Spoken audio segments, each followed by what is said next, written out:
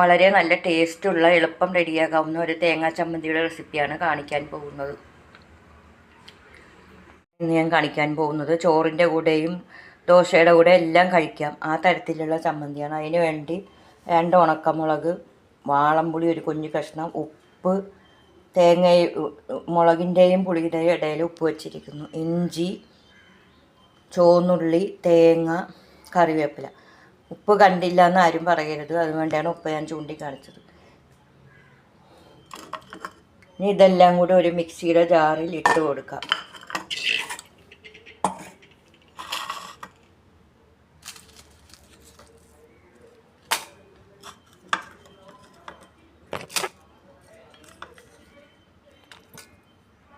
ചമ്മന്തി ഞാനിവിടെ അരച്ച് കൊണ്ടുവന്നിട്ടുണ്ട്. ഇനി ഒരു സർവിങ് പ്ലേറ്റിലോട്ട് വിളമ്പാം. ഇതിലൂടെ എല്ലാം കഴിക്കാൻ പറ്റുന്ന നല്ല രുചിയുള്ള ചമ്മന്തി ഇവിടെ റെഡി ആയിട്ടുണ്ട്.